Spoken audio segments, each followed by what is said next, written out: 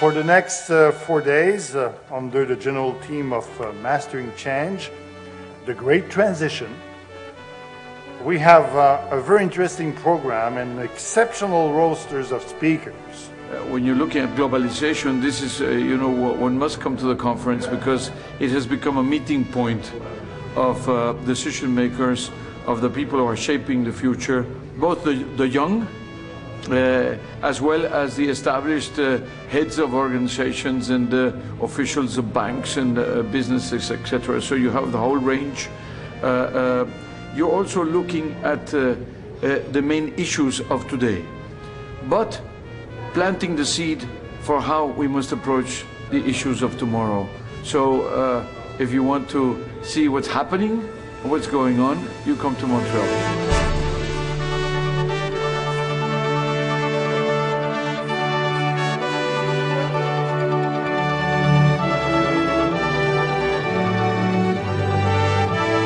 The most dramatic fact to me is the trillions, now estimated at 60 trillion, of something called the credit default swap.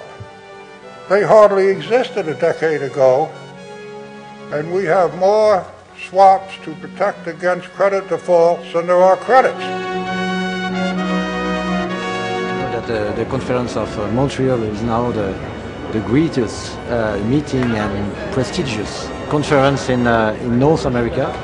It's, I think, more than the North American Davos. Well, first of all, it's a spectacular city and a great city to visit.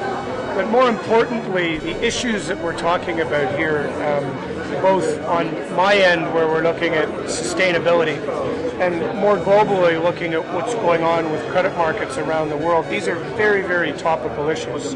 And you've brought together world-class speakers from around the world to deal with issues of very significant importance, both to my company and to consumers around the world. And it's a very good opportunity to engage discussions, meet people, Canadian, what the British call overseas people from the world. They are very good discussions, open-minded, and a very friendly environment.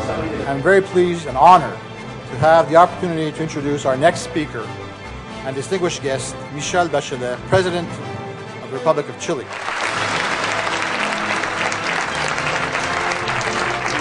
Let me first thank you for the honor of allowing me to participate in this prestigious forum, which over time has become one of the principal spaces for debate and reflection on issues relating to this land, if we understand this land as this one large piece of land which begins a bit north of here and ends in Tierra del Fuego.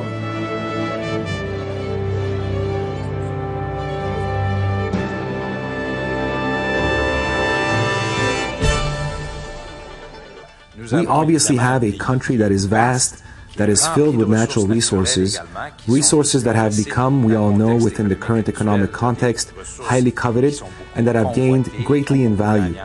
We have, in addition, here in Montreal, an economy that is highly based on knowledge. This is something that Quebec has done with a lot of savvy. We are in the fields of aerospace, pharmaceuticals, information technologies, biotechnologies, multimedia. Essentially, our economy is highly knowledge-based.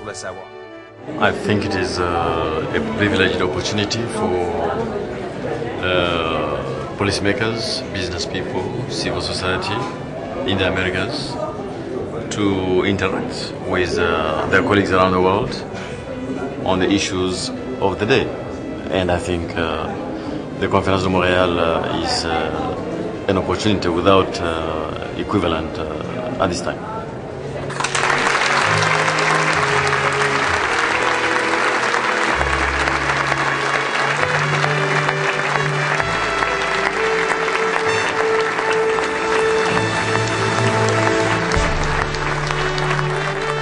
This is the essence of the debate.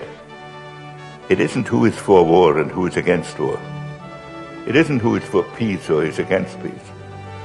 It's how you visualize the nature of peace, in what way you can create a structure that will prevent a continuation of the conflicts.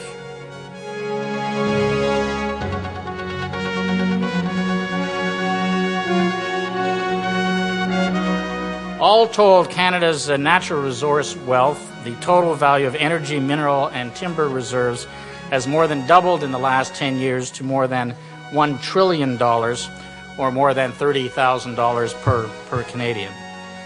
And here I get to happily quote the OECD Spring Economic Outlook for Canada, and I quote, it says, "Canada has entered the current period of weakening global growth from an enviable position."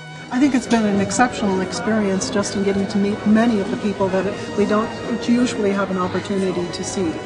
Representatives of government, of business, of industry, and just those kinds of conversation has been very helpful.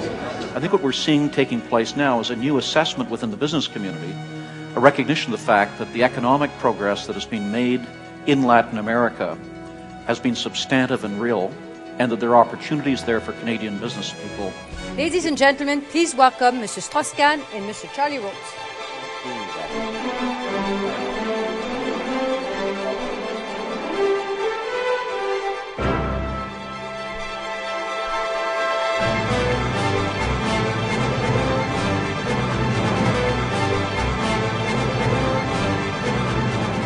What I do want the room to consider is my belief that we're at a very delicate juncture.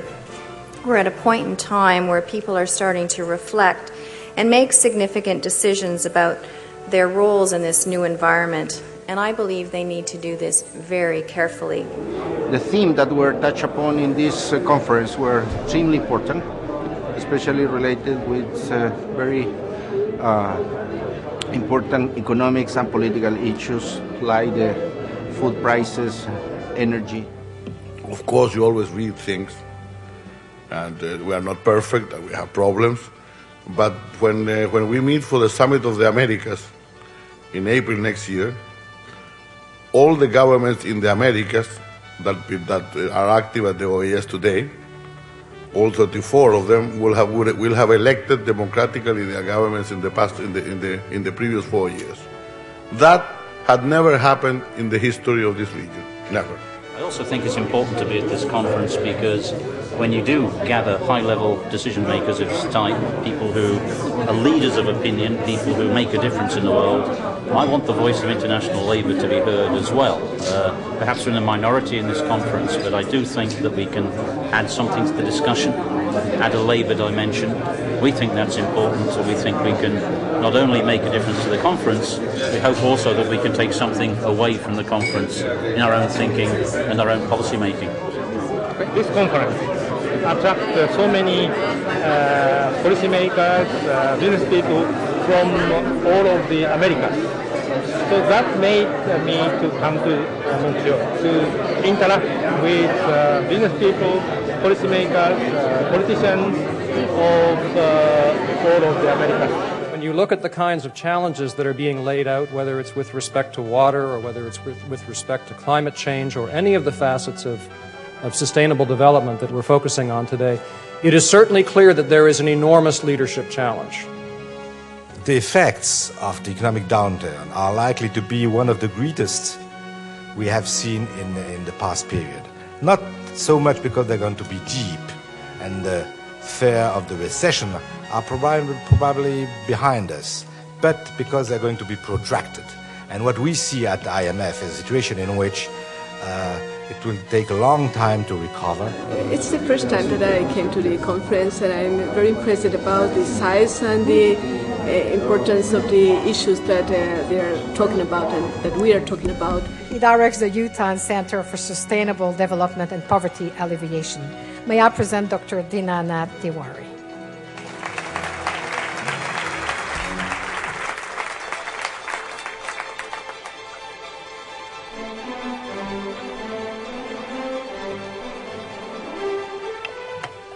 Good afternoon to all of you. On behalf of UTTHAN, Center for Sustainable Development and Poverty Alleviation, I am extremely thankful to IBLF and Rio Tinto Alcan